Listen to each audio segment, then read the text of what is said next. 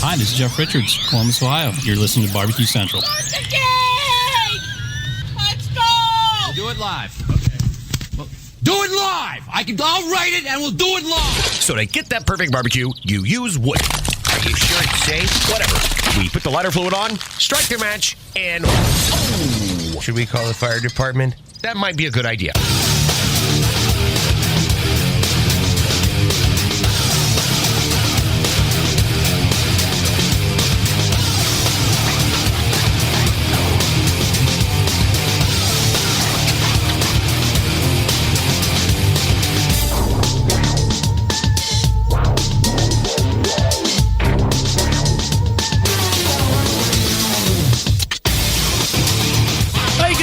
And welcome to the Really Big BBQ Central Show. This is the show where we talk about all things important in the world of barbecue and grilling. The show originating from the Rock and Roll Hall of Fame city, Bomb City, USA, Cleveland, Ohio, the barbecue capital of the North Coast. And I happen to be your program host, Greg Rempe. Happy to have you aboard here on your Tuesday evening's live fire fun and travail of the show. 2 hostings in less than 4 days. Boy, am I excited. If you want to jump in on the show tonight, more than happy to have you. And here's how you do that.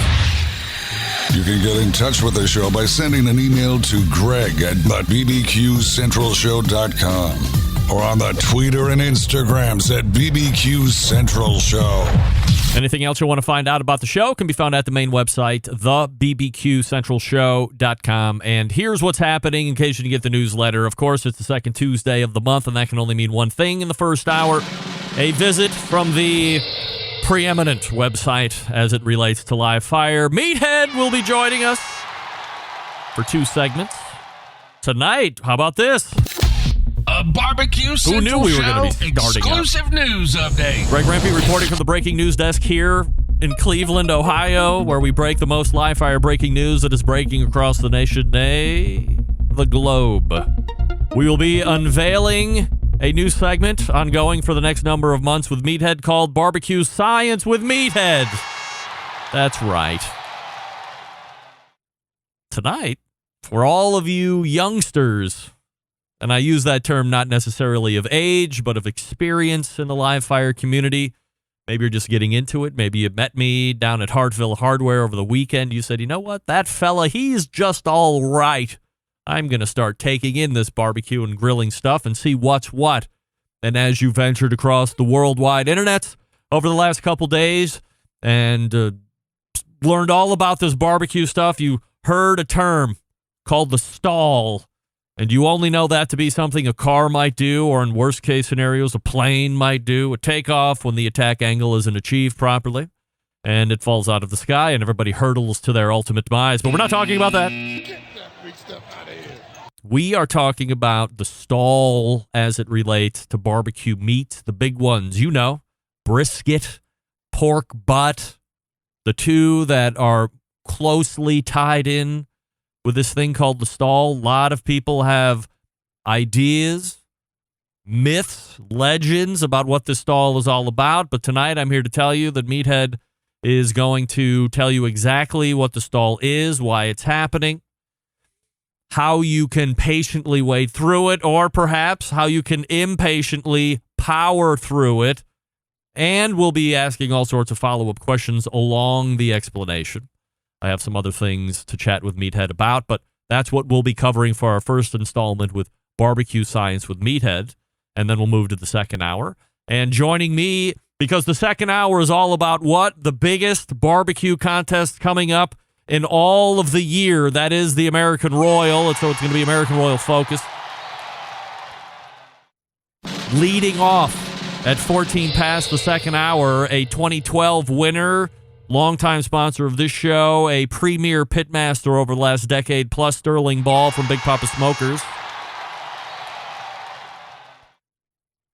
We'll recap what it was like to win back in 2012 and what he remembers feeling. And I'm very interested in learning as you fast forward 9 years if he feels differently, if he's able to appreciate it in a different fashion, if he's more reverent about the competition itself, about the winners. And there's plenty else to talk. Plenty else? I think that's poor English. There's much more to talk about on top of looking back at the American Royal as well. We'll probably get some competition thoughts as it stands in 2021. And then closing out the show, going to the bullpen, as we like to say here on this show. The manager at the World Series of Barbecue, Emily Park, will rejoin us once more.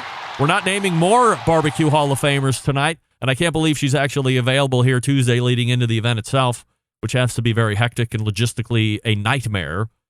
But she has made a few moments available for me this evening, and we'll talk about what's actually going down, the last pieces, I's, and T's that are being placed, crossed, and dotted.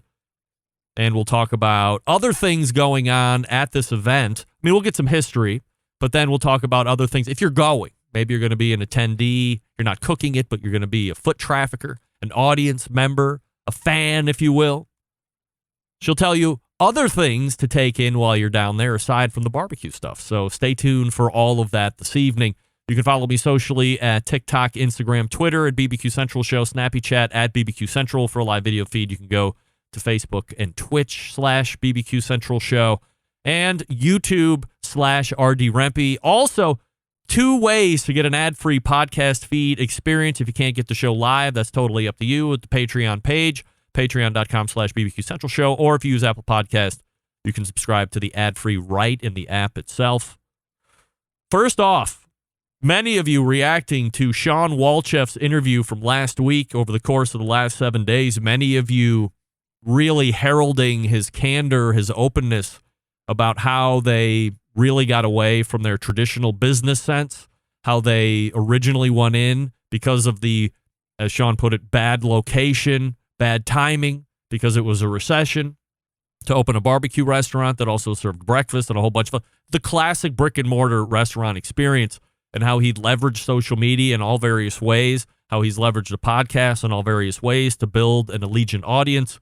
And then as COVID hit, really made a huge pivot where they are now not operating anything like they did back in 2008. And he's doing so much better than he has ever done, both from a labor standpoint, from a profitability standpoint, from a gross revenues standpoint, from a popularity standpoint. So he's hitting on all cylinders, and he's, as he said, trying to become the Amazon of barbecue. So if you missed that, make sure you go back and get it.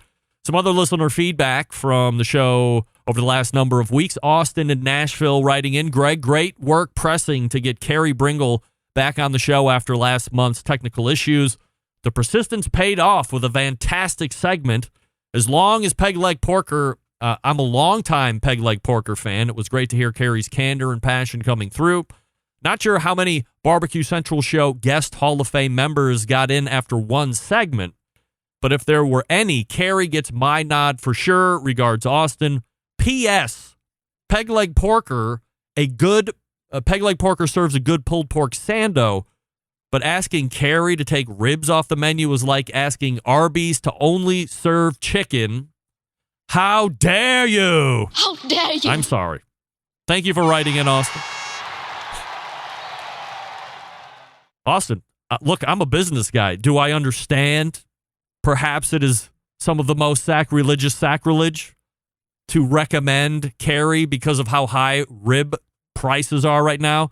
Would it ever make sense? Or to ask the question, to pose the question, would it make sense to pull ribs off the menu for a certain period of time until the rib pricing gets in line? Carrie disagreed vehemently. Austin obviously disagreeing vehemently as well, saying, how dare you? How dare you? I thought I'd ask. Tony in Georgia, Greg, I listened to the bonus content where you were a guest on the Real Food, Real People show. That was a fun interview. The host, Pat, has quite a unique voice.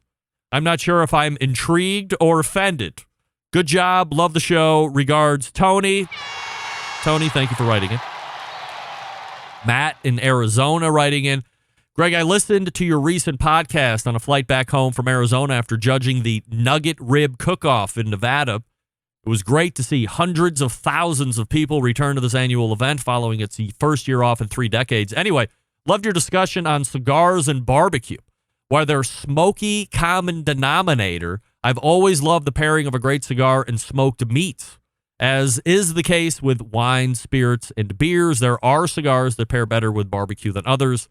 And the attached photo shows one that I fired up and thoroughly enjoyed after my judicial duties at the Rib Fest. It's the 2021 Las Cavalleres from Crowned Head Cigars. I have no professional association with the company or its brand, just my recommendation for a stick that smokes beautifully alongside pork. Love your show. Regards, Matt. Matt, thank you for writing in. I got to tell you, I'm quickly becoming a fan of cigars. I was really on the teetering edge initially, but like most finer things in life, it's an acquired taste. But one I was ready to discard pretty quickly. But I'm digging it. Lighter wrappers for me, Connecticut stuff. I do like a bigger ring gauge. I like the airflow that way. I found that the tighter, like the thinner ring gauge, smaller ring gauge, too tight. I like a little bit more oxygen. Like John Solberg was saying, he likes a bigger ring gauge. I find myself the same thing. A Crew Epicure Toro, I believe, is my cigar of choice right now. Anyway, Meathead is coming up. I'll talk to you quickly about Big Poppa Smokers, the one-stop online shop for all things barbecue, a curated selection of only the best supplies by Big Poppa Sterling Ball himself. 13 perfectly balanced rubs and seasonings get you started, right? You got the popular flavors like Sweet Money, Cattle Prod, Cash Cow, all proven winners on the competition circuit and in backyards like mine. I also love Double Secret Steak Rub and Hallelujah, Jalapeno, the list goes on. Now, if you're looking for a new sauce, you're tired of all the stuff that's out there existing, Granny's barbecue sauce is something you might want to try. A traditional and powerful flavor that reminds us of why we fell in love with barbecue in the first place. Aside from rubs and sauces, he's selling some of the best cookers out there on the market today. If you're looking for a versatile smoker, easy to use, check out that Mac 2-Star General Pellet Cooker. Big Poppa Smokers, the exclusive Mac dealer, even offering special packages. Not a fan of pellet smokers? All right. Take a look at that Old Hickory Ace BP. It's the only charcoal smoker that Big Poppa trusts on his competition trailer. If you're not a backyard barbecue enthusiast and you're looking for something else, call them. Ask questions. They're here to help. 877-828-0727. That's 877-828-0727, or shop their website, bigpoppasmokers.com. That's BIGPOPPA smokers.com. And Meathead is up out of the gate. Stick around. We'll be right back. You're listening to the #1 most downloaded barbecue and grilling podcast anywhere. The BBQ Central Show.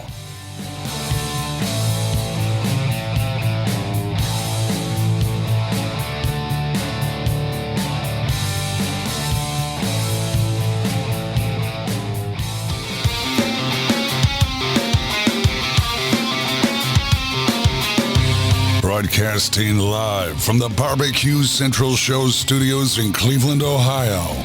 You're listening to the BBQ Central Show. Once again, here's your host, Greg Rempe.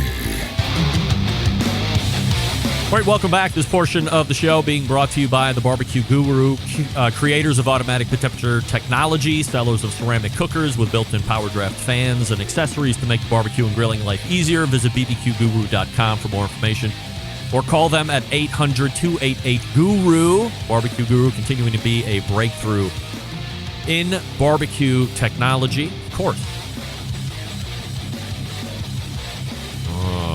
Let's see. Do I have it here? I didn't carry it over. Well, humble apologies. We race to the hotline and welcome in the creator of AmazingRibs.com. It is, of course, Meathead. Hey, Meathead. Oh, Greg, and hello, Centralites. Love that Cleveland skyline in the background. It's very majestic with all of our three skyscrapers touching the sky in a very nice sunset type of picture. And we've talked about that over the last couple months of, how I finally earned up to having the skyline that I so staunchly advocate for finally flying behind me. Good on me. Are you? Shouldn't they be draped in black this week? For what? Sunday. Meathead, I'm gonna take the contrarian view, if you don't mind, for 1 second. We're gonna turn this into a sports talk show for 5 minutes. How many people really thought that Cleveland was going to go into Arrowhead and win? Number one. Number two, I'm going to point out, I would like to preface my statement first by saying you have to play 4 quarters in a game, or it's going to be tough to win.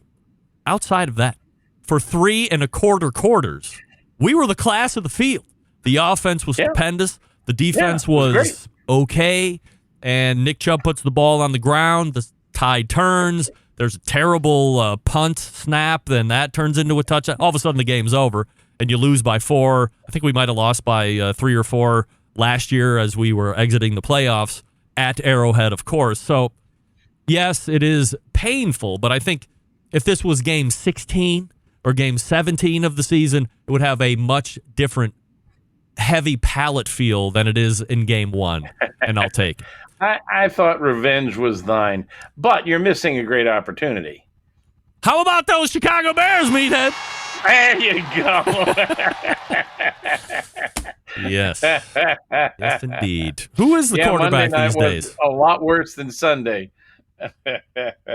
Indeed. Meathead, so before we get into our new monthly segment called BBQ Science with Meathead, which, we toiled and toiled and toiled with that name, and we said, this has to be it.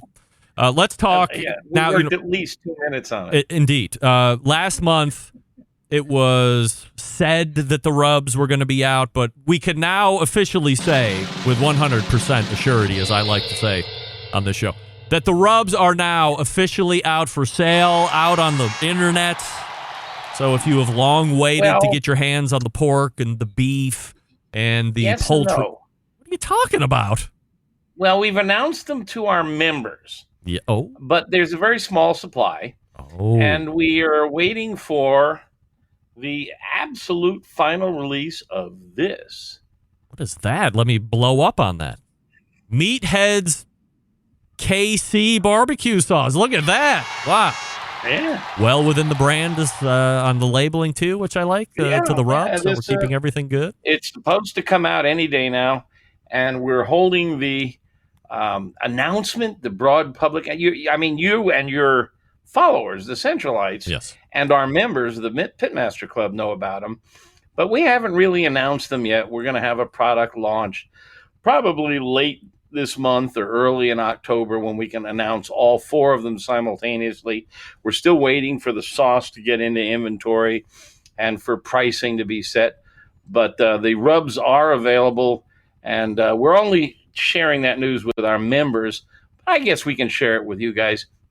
AmazingRibs.com/flavor, and you'll see the 3 rubs there, and you can order them direct from the manufacturer, Old World Spices, and they did a bang-up job on making them. I'm very pleased with it. Do you have liquid smoke in that barbecue sauce, Meathead? I think there may be, yes. Is it referred to as a natural flavoring on the ingredients list? I have. It's been so long since we put the recipe together, I forget everything that's in here. But there may be. I don't see it on the label. Natural smoke flavoring, something like these things. Yep. Liquid smoke is in here. Mm-hmm. Yeah, you keep it's really hard to compete on the very small amount. It's low down on the list. All right.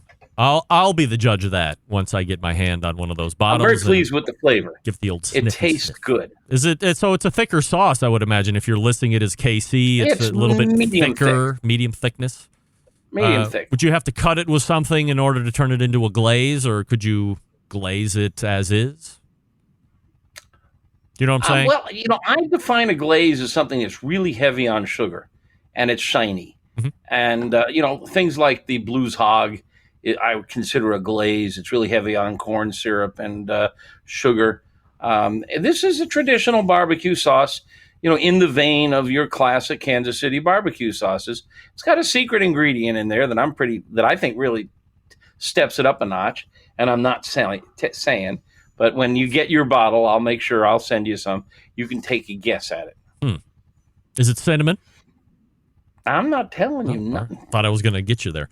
Before we dive into I'm very pleased with all the rubs and the sauce. We really worked hard on them. secret ingredient in barbecue sauce. Mm-hmm. I have to think. Everybody listening here, start throwing up guesses, and then at some point, Well, you Meathead gotta will taste forget that he said it was secret, and he'll reveal it, and then I'll give $5 to whoever guesses You it. got to taste it. Ooh, You got to taste it. here's a great guess coming in from Jason Pettis. I'll flash it up here so everybody can see it. Is it MSG? And we know it is. Thank God. No, it's not. Oh. It's not. But I just wrote a big article on MSG. I am turning into a serious fan. I love MSG. Yes. I just did a couple of steaks the other night, one with and one without, and boy, you could really taste the difference. I keep a jar of it right next to the stove now, and I have really delved into the chemistry and the history and the whole concept of Chinese restaurant syndrome, and that could be a topic for another one of our little science chats. Here it is. From Smokin' Joe's Barbecue Pit. It's freaking pineapple. We knew it. That's a good guess, but it's wrong. All right. I like that. That's funny. Maybe my next one. Let's talk about for people who don't know the joke. A while ago, we were talking about our favorite things on the grill, and I said I think pineapple may be my favorite thing on the grill, and Greg has never let me forget it. and neither are the Centralites, as they are just rolling in with all sorts of pineapple references. No doubt about it. I lost a lot of credibility with that one, but if you've never grilled pineapple, you don't know what you're missing. Oh, I have, and it's very delicious. I certainly agree. It is barbecue fad, before we get into the stall, Meathead. Are you down on... heck, Meathead, do you want to play a game? Sure. I'm always up for whatever you want. All right. Meathead is going to be playing the game with us this evening. Meathead, why don't you tell us a little bit about yourself? Me? Yes. I was born on a cold and stormy night. All right, here we go. Meathead, the question is this. In regards to barbecue fads, 100% yes or 100% no, you are down with smoked cream cheese. I like it. I like It's a yes butter. or no answer.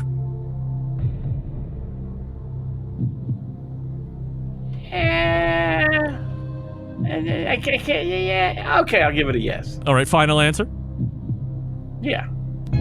We'll lock Meathead in on yes. And the answer to 100% yes or 100% no, does Meathead like cream cheese? Meathead answers yes, and he is correct. All right, way to go, Meathead. Correct by whose judgment? Thank goodness.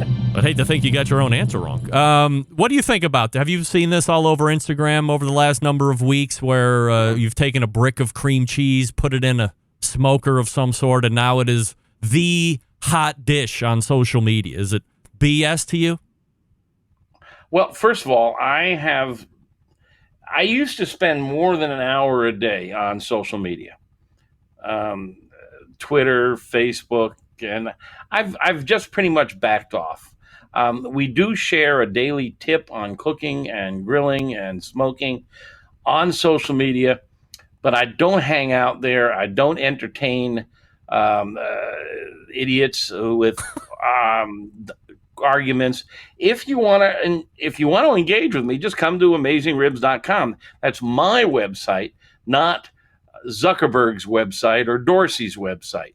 So I don't know what's going on in the world of TikTok. Although, God, I love TikTok, but or Instagram. I don't spend much time on them anymore. All right. Well, you're missing out on the latest fad, which is smoked cream cheese. We'll move on from there. Let's talk about important things. I mean, I've smoked all kinds of cheeses, and they work. I mean, there are some cheeses that are better than other. Everybody knows smoked Gouda. How can you go wrong with that? Yeah. And you can smoke a lot of cheeses.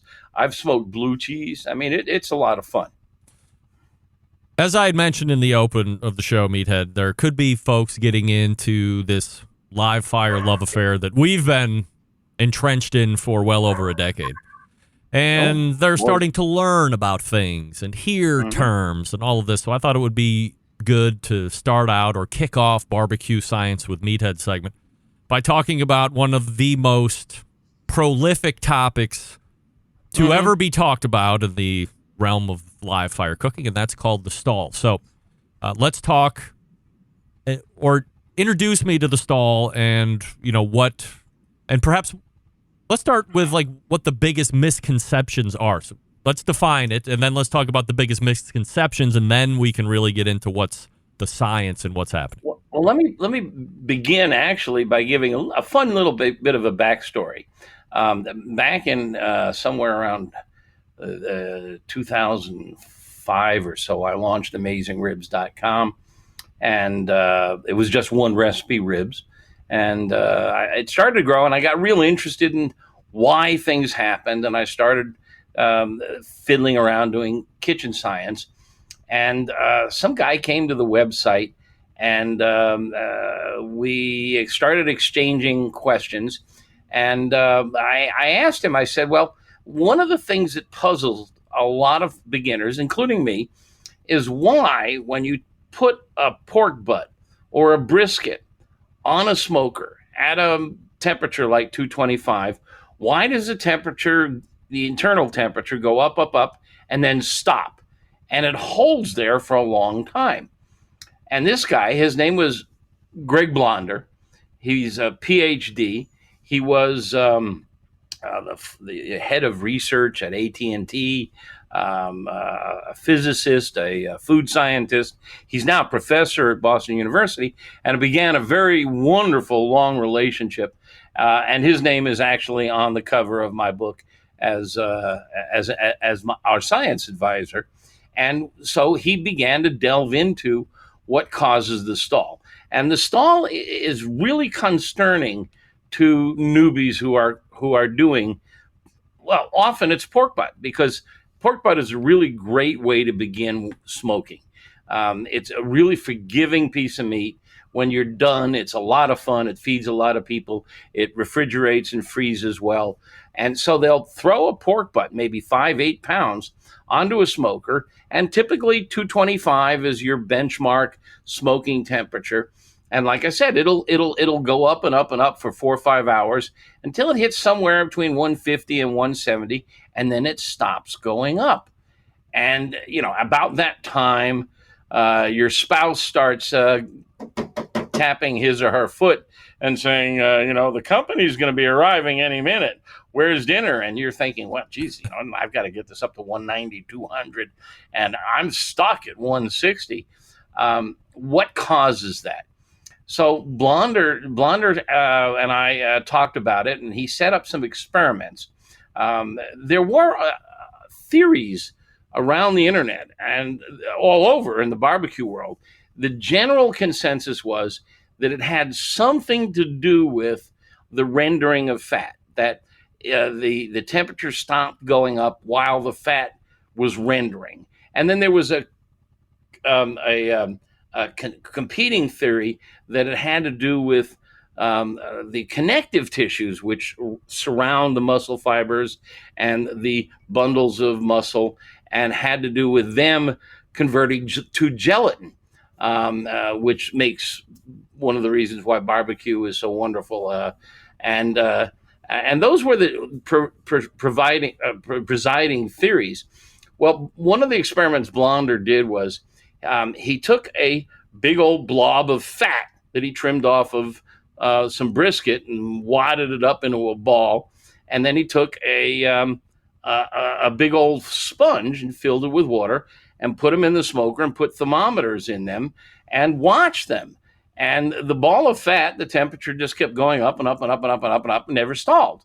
But the sponge went up and up and up and hit that temperature around 150, 160, and then it stopped going up and held there for hours. And so we did a bunch of other experiments, and we had a lot of fun with it. And we finally figured out that what was happening was, especially at a low temp in the 225 to 250 range, the moisture evaporating from meat, like a pork butt or a brisket, the evaporation rate was cooling the meat. Just like when you go out in the yard and cut the lawn and you start sweating, it cools you. Well, the evaporation rate from the meat was cooling the meat at the same rate that the warm air was heating it. So you hit this stasis where it couldn't rise in temperature until the surface dried out. When the surface dried out and there was no more moisture for it to evaporate, then the temperature went up.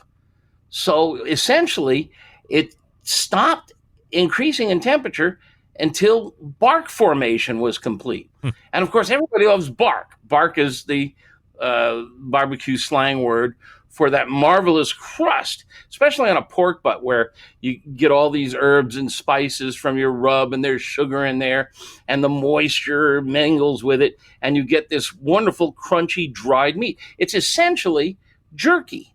It's the dried surface of the meat. And once that happens, then the temperature can go up and up and up and up.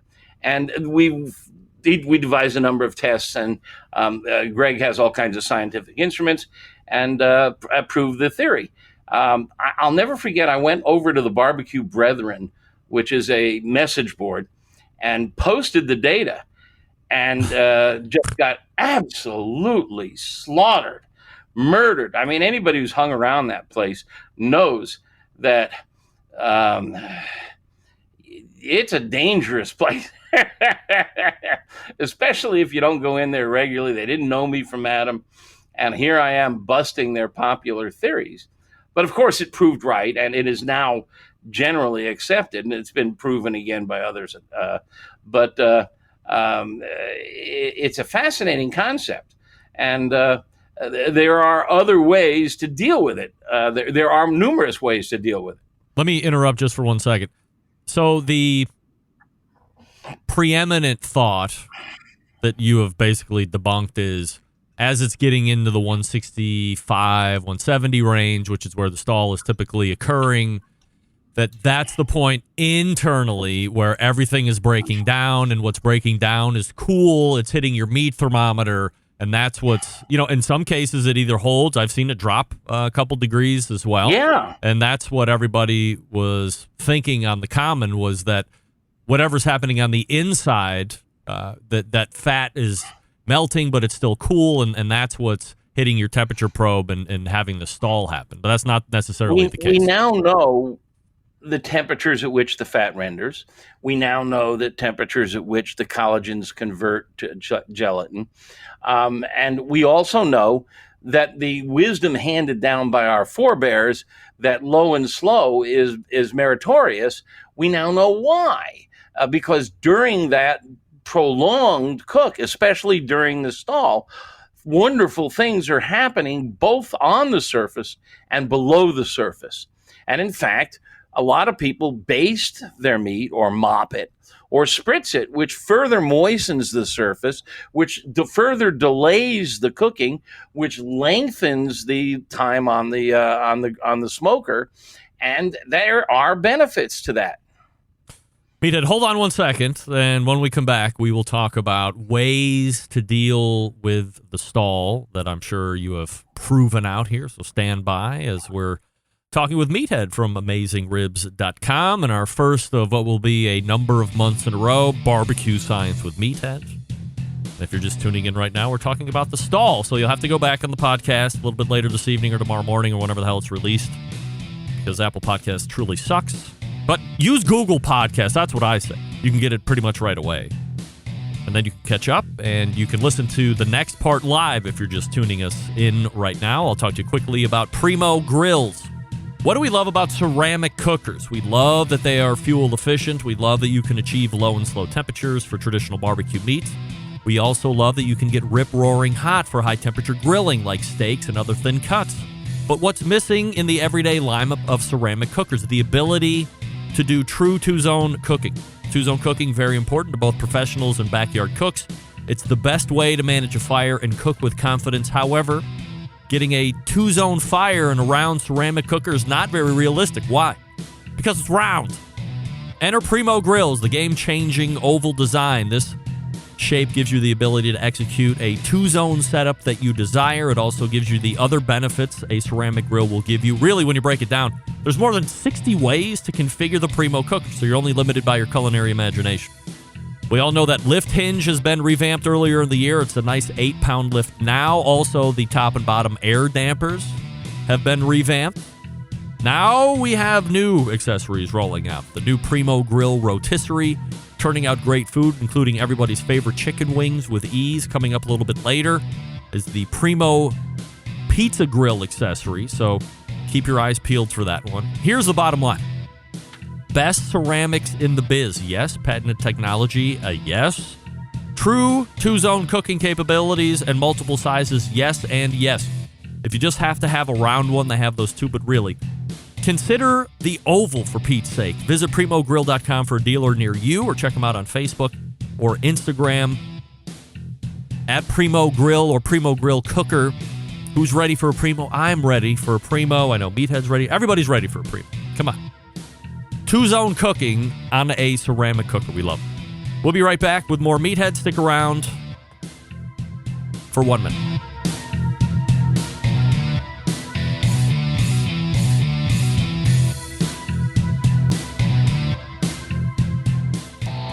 Howard Stern, Jim Rome, Dan Patrick, and Greg Rempe. The Mountain Rushmore of talk show entertainment.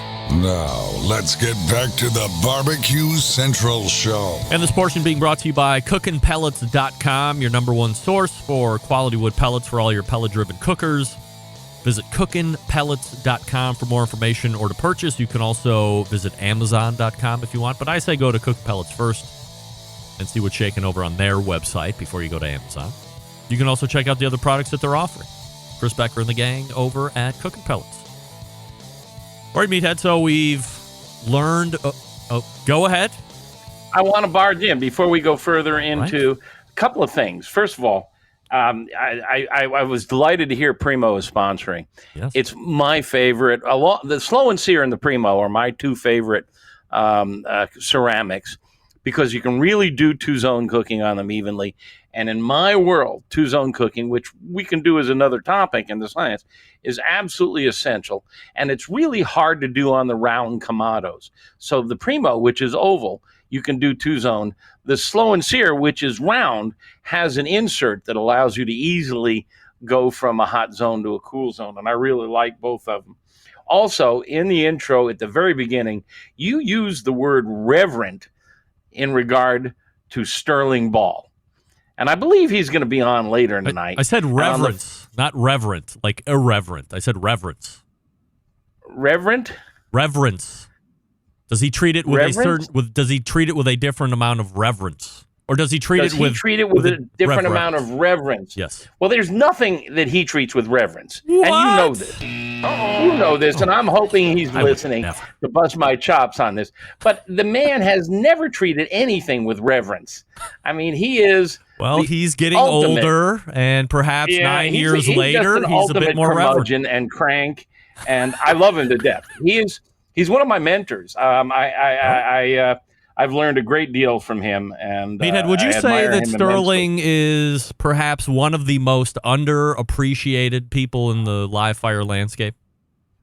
Well, he would be more appreciated if he held things in more reverence, if he wasn't so outspoken and opinionated. Yeah, but I mean, that's what we need. We need people that, when they're right, to speak out. That's and say, why this is I BS. love him. And Yes. that's why I love him. But I think a lot of people find him grating because of that. I think he's marvelous, and I love his products. I love Big they're the Poppa best. Smokers, and this is not a paid endorsement.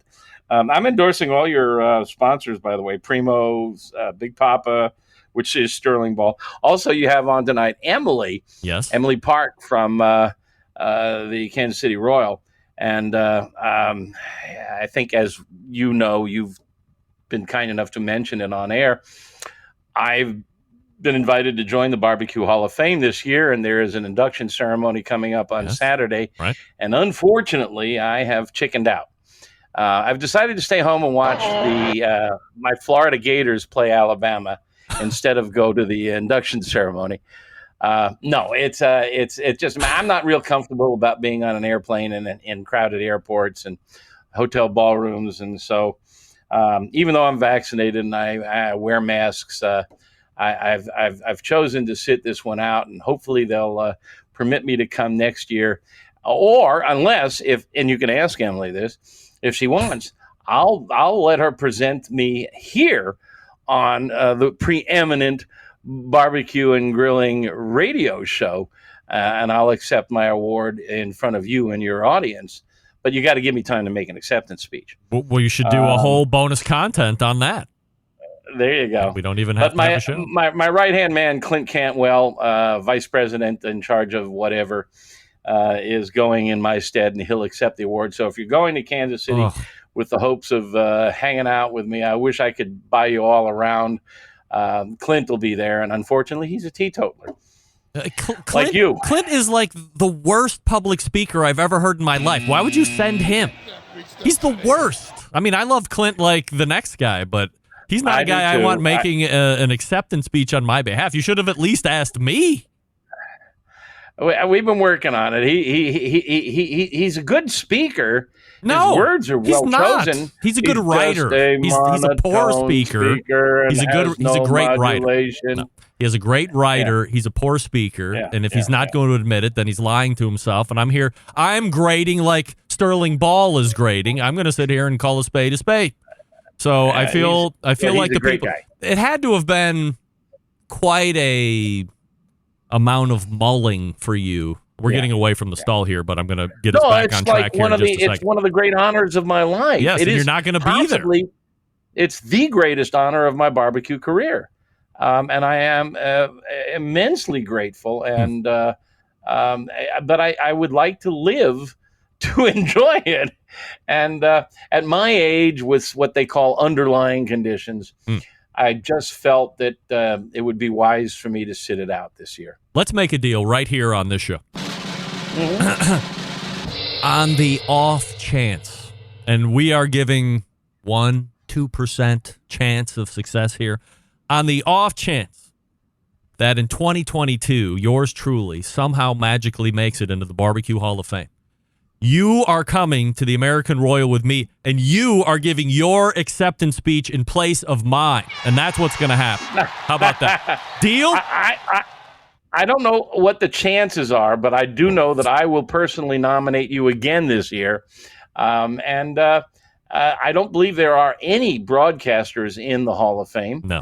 There's only 25 living members, and I think that you have proven your worth and your mettle. And I'm asking you for a deal. To go in with you. Are you going to do it with me next year if I get in?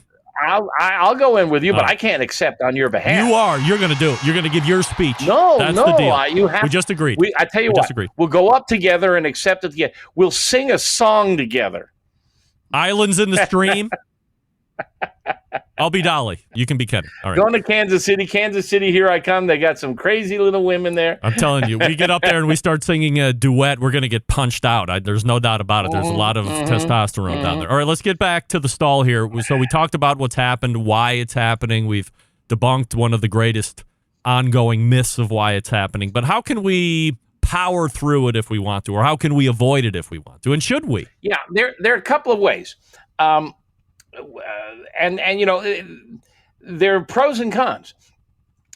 There's a technique that is called the Texas crutch in the barbecue world, and the Texas crutch is wrapping the meat tightly. You have to wrap it tightly. And again, Blonder did a really interesting experiment. We wrapped it loosely and wrapped it tightly. And you wrap it in aluminum foil or butcher paper. And the idea here is that by wrapping it tightly in foil or paper, butcher paper is good because it soaks up the fat and it doesn't allow a lot of moisture to evaporate. You stop this evaporative cooling. So when you've stopped the evaporative cooling, it will continue to heat. And when you've got it all wrapped up like that, you actually have something akin to braising, which is when you cook meat in a wet environment, in a liquid environment. And that will allow the meat to go rapidly through the stall. So you can cut 2 or 3 or 4 hours off the cooking time if you want. There are people who believe that defeats some of the tenderizing that goes on if you don't wrap. But there is tenderizing that goes on from steam inside that wrap. Yep. The downside of it is you don't get that crunchy bark that you did when you left it unwrapped. If you got that meat sitting out there in the warm, dry air, you get that dehydrated, jerky-like bark, which you lose if you wrap it in foil. You still have a lot of the flavor from the rub, but it'll be soft. Now, the way to counterattack that is after you're done with the wrap, after you're done with the crutch, about an hour or so before dinner, is you take the foil off and then you put it back on a hot grill or just back in the smoker to dry out the surface and firm up the crust. A couple of problems with that process is if you've got a probe in that meat, the first thing that's going to happen when you take it out of the foil is you're going to watch the temperature take a nosedive. So you brought it all the way up to 200, 203, 205, where it's really at its most pullable and shreddable. And then you open up the foil and bada boom, it goes right down to 170, 180. On the interior, but it's fully cooked, and it's 170, 180 is actually hotter than you really want to put in your mouth. So there's no real problem there. The other option is to bring it inside and put it under your broiler, or put it on a charcoal or a gas grill right over the flame, over direct heat, and dry it out that way. So there are ways to get the bark back. Another way to overcome the stall is to crank up the temperature. Leave it at low and slow at 225 or so if you want, until it gets to the stall. When it starts to stall, increase the temperature. Add another log, throw on more charcoal, turn the dial up on your gasser, whatever. Get the temperature up into the 300 range. At that temp, the air overwhelms the cooling effect of the evaporation to a degree. It will still slow it down, the evaporation, but the hot air will help speed it up so you can overcome. And, pork butt in particular can handle 300, 350 easily. And if anybody has been paying attention on the barbecue circuit, we know that I think popularized by the great Myron Mixon, cooking brisket up in the 300 to 350 range has become acceptable in recent years. So you can either turn the temp up or use the Texas crutch to get past the stall if you want.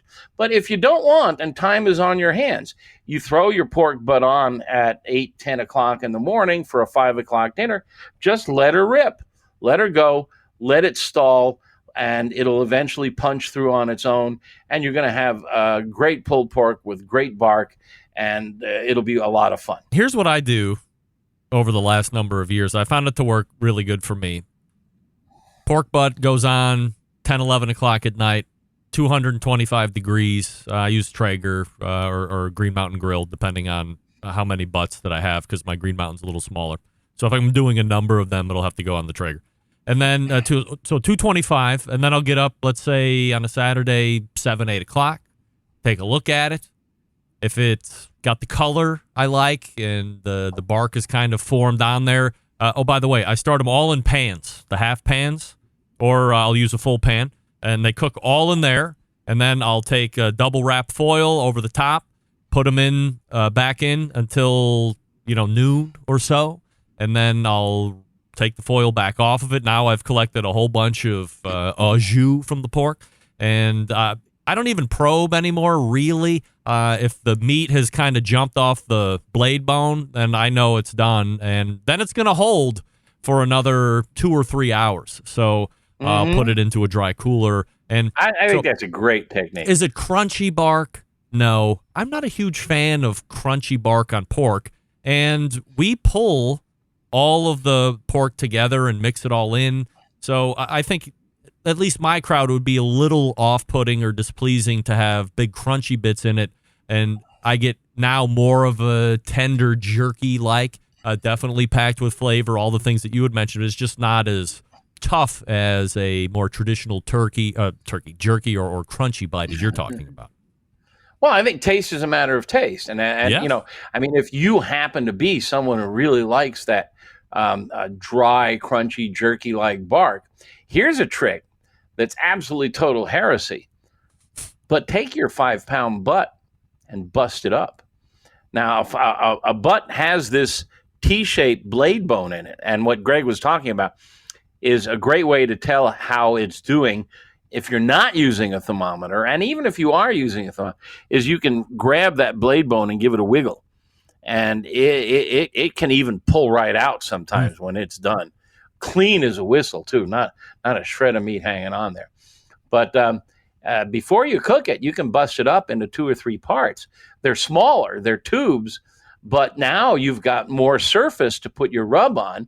You're going to have more surface to dry out. And because the meat is thinner, it's not as thick, it cooks faster. So that's another technique to speed up the process and get more bark. There was a guy at the Hartville Hardware Grill Fest that I was emceeing over the weekend, and he took a pork butt, and he basically made pork belly burnt ends out of it, but he used a pork butt. So he squared off.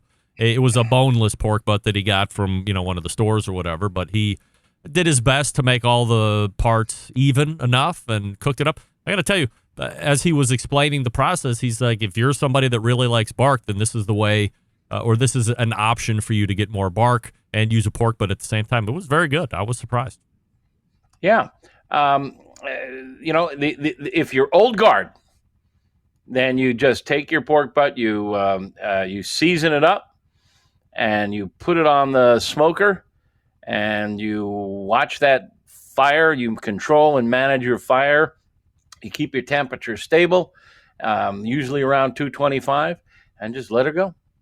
And after 10, 12 hours, depending on the weight, humidity has something to do with it. If you baste it or spritz it, that has a lot to do with it. Your ambient air temperature, whether it's cold outside. If it's cold outside and it's winter, the oxygen coming into your fire box is going to be colder, and that's going to keep your fire consuming more fuel. So there are a lot of variables involved. And that's why I often get this question, and I know you do too, and any of you who are listening who are pit masters and your neighbors want, well, how long does it take to cook a pork butt? And, or when is it ready? It's ready when it's ready. Right. I mean, and that's that's an aggravating damned answer. And I hated getting that all that time. But, you're not in control. You're not driving the bus.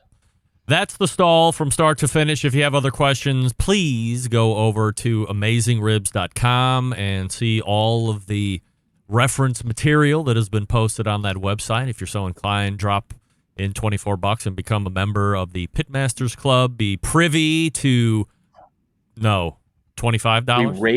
We raised the price. Okay. It's $34.95 now. $34.95. It's $11 more. It's still under $3 a month. But if you've been a member, you do not get the price increase. Only new members pay the higher price. All right.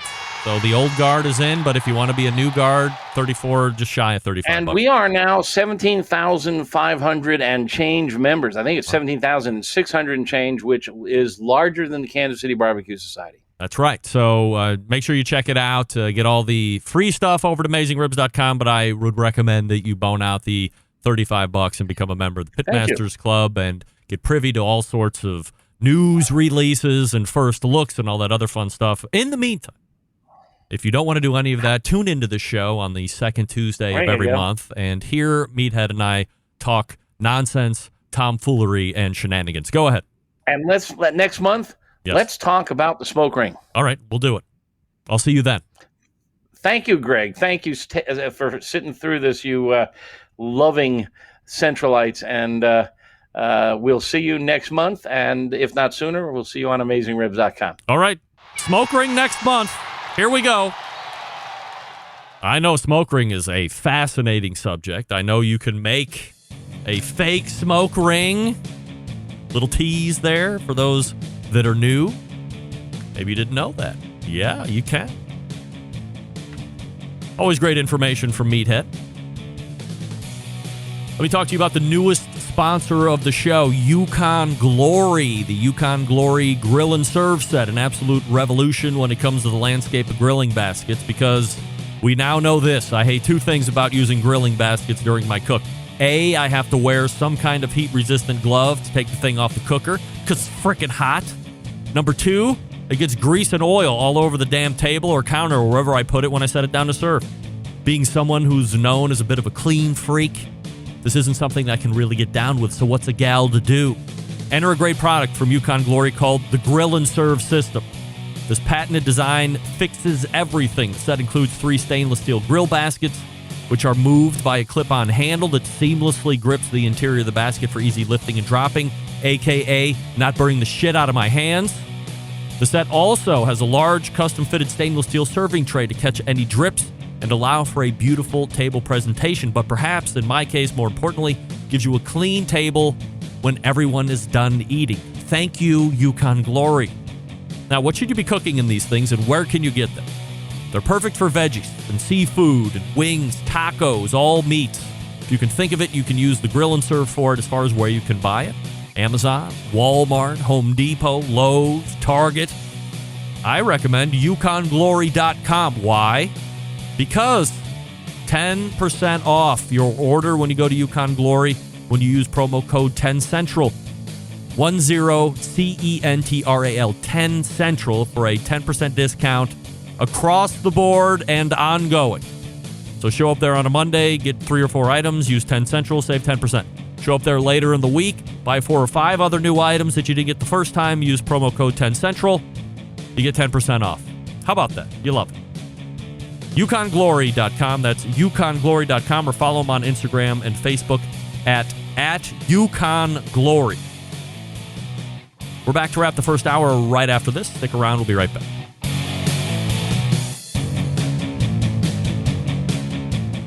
Continuing to produce incredibly mediocre content in an exceptionally professional way. You're listening and watching the BBQ Central Show. Once again, here's your host, Greg Rempe. Oh, I knew this was coming. This segment brought to you by Fireboard 2, Fireboard 2 Drive, Fireboard 2 Pro. Monitor up to 6 different temperatures simultaneously. Connect to Wi-Fi for cloud-based monitoring, or connect via the Bluetooth. If you have Alexa or the Google Assistant in your home, you're in luck, because Fireboard fully integrated with both. Find out more by visiting fireboard.com or call 816-945-2232 today. What are you waiting for? Well, I didn't see this one coming. Smoking Joe's Barbecue Pit. $35 times $17,500. $612,500. Meathead's rich! Yeah. Again, if you didn't hear what he just said, Joe, the price just went up. Everybody's not paying $35. I almost said $3,500. He would like $3,500 a year. That would be the knot. However, the price just went up, so any new members would be paying $11 more. So your math is a little off. Next month, I will ask Meathead to roll out the financials so we can all marvel at how rich Meathead is, because that's what you want to know, right? Of course. We thank Meathead for joining us for the last 2 segments. Of course, you can find him at AmazingRibs.com. You can find him evidently limited on socials, Instagram and Twitter, sometimes on Facebook. You can ask questions there. Otherwise, just go to AmazingRibs.com, ask questions there. That's his space. And as I had mentioned, if you're really into that whole thing, join the Pitmasters Club for $35, and you can meet up with like-minded individuals. You get all sorts of new releases and first looks, drafts of books, and this and that and the other thing. So great information there for you to take advantage of. We're pointing to the second hour, so go ahead and refresh your libation, whatever it is that you're drinking. Or perhaps, dare I say, light up a stogie. Have you tried the Crew Epicure Grand Tour. Is it Grand Tour? I don't know. It's smooth and creamy. Can a cigar be creamy? It says creamy on the box description. I don't know. All right, we'll be back right after this. Stick around. You're listening to the #1 most downloaded barbecue and grilling podcast anywhere. The BBQ Central Show.